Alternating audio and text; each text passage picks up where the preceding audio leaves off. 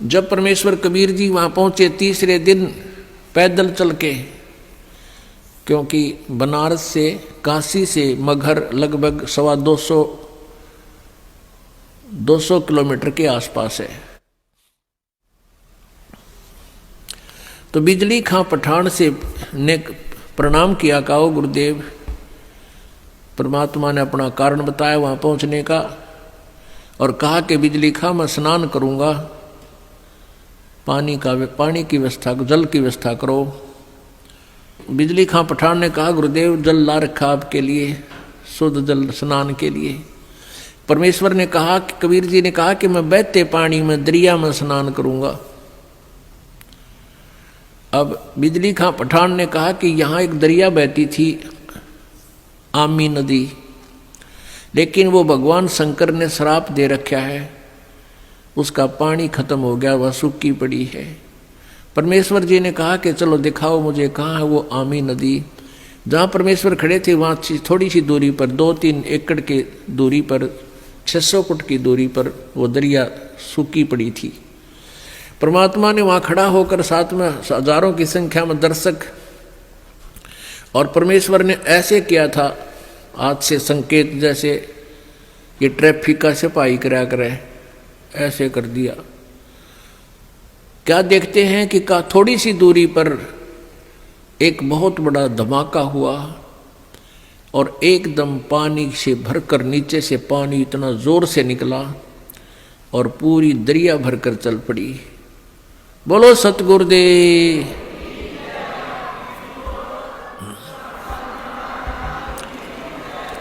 बंदी छोड़ कबीर परमेश्वर जी की जय।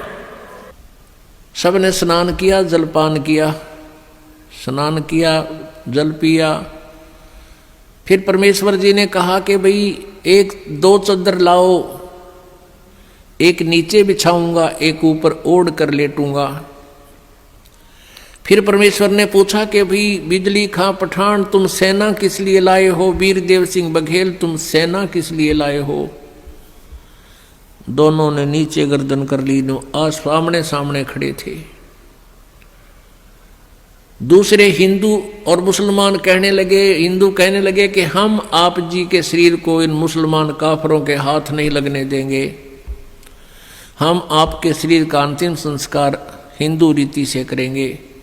मुसलमान कहने लगे हम इन हिंदू काफरों के हाथ आपका शरीर नहीं लगने देंगे, हम आपके शरीर का अंतिम संस्कार अपने हिसाब से करेंगे, और यदि ऐसा नहीं हुआ तो हम युद्ध करके शरीर प्राप्त करेंगे। अब परमेश्वर ने कहा रे बोले आदमियों, निकम्यों, 120 वर्ष हो गए मैंने तुम्हें शिक्षा देते ने, आज तक तुम मेरे शिक्षाओं का इतना ही पालन कर पाए हो। आज भी तुम हिंदू और मुसलमान 2 बने खड़े हो। खबरदार दे तुमने झगड़ा किया तो मेरे से बुरा नहीं होगा।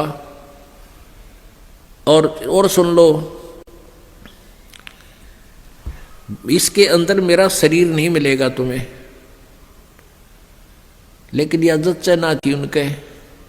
फिर भी अगर तुमने झगड़ा नहीं करना है, एक सदर तुम ले लेना, एक मुसलमान ले लेंगे, एक हिंदू ले लेंगे, और सदरों के बीच में जो भी वस्तु मिले आधी आधी बांट लेना। तुम लड़ियो ना भाई, ना तो विनाश हो जाएगा, गृह युद्ध शुरू हो जाएगा, आपसी जुल्म हो जाएगा, महाभारत से भयंकर युद्ध हो जाएगा। लेकिन उनके मन में न्यू थी कि एक बार गुरुजी शरीर छोड़ दे फिर तुम आप देख लेंगे। हाँ, फिर हम न मानना किससे कि नहीं, अपने हिसाब से कराएंगे हम। अब परमात्मा ने ऐसा ही किया, शरीर तो उनका साथ ही गया था, छोड़ा नहीं था। लेकिन क्या हुआ, जितने सबके समान था, सब जैसे चादर ओढ़ी थी ऊपर के और शरीर के ओढ़ा हुआ जैसे महसूस होता, इतने ही शरीर के आकार के फूल बन गए, सुगंधित फूल। और परमात्मा आकाश में जाकर आकाशवाणी की कि भी देख लो ब्राह्मणों, देखो मैं जा रहा हूं सतलोक को। जब आकाश में देखा तो परमात्मा का नूरी शरीर तेजो में शरीर हो गया और ऊपर आकाश को जा रहे हैं, और ये आकाशवाणी करते जा रहे हैं और कहते हैं उठा लो पर्दा, इसमें नहीं है मुर्दा। चद्दर उठा के देखा, उसमें सुगंधित फूल पाए। हिंदू और मुसलमान कहाँ तो कत्लेआम करने को तैयार थे एक दूसरे के। बिजली खां पठान और वीर देव सिंह बघेल हिंदू राजा आपस में एक दूसरे की ऐसे प्यार से शरीर के ऐसे एक दूसरे से चिपक गए, सीने से सीने का लगाया।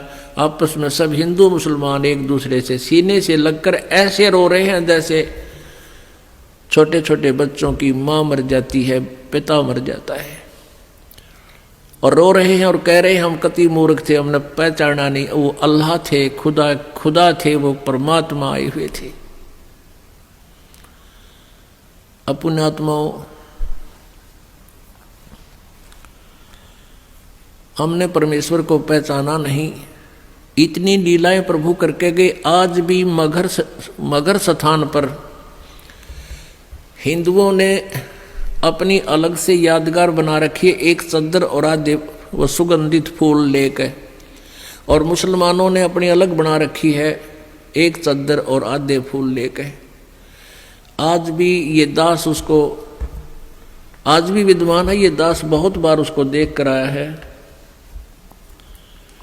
और हमने वो फोटो खींच कर लाए थे उनके। दोनों अलग अलग बने हुए हैं। 3 बार ये दास भी संगत को साथ ले जाकर दिखा कर लाए, प्रमाण करने के लिए कि हम सुना करते हैं वो सच्चाई है। तो पुण्यात्माओं, उन्हीं में से कुछ फूल अकेले ला करके बनारस में, काशी में भी एक चौरा बना दिया बिजली खां पठान ने, और वहाँ दोनों यादगार अलग अलग हिंदू और मुसलमानों की आज भी है, और उनका कोई आपस में मनमुटाव नहीं है। वो अपने हिसाब से कर रहे हैं, वो अपने हिसाब से कर रहे हैं। कति बीच में दीवार भी नहीं है, एक ग्रिल ला रखी है बीच में पार्टीशन के लिए, जैसे ये ग्रिल लगी हुई न, और आपस में बीच में एक सामूहिक गेट भी है। दर्शक जाते हैं, दोनों को देख कर आते हैं।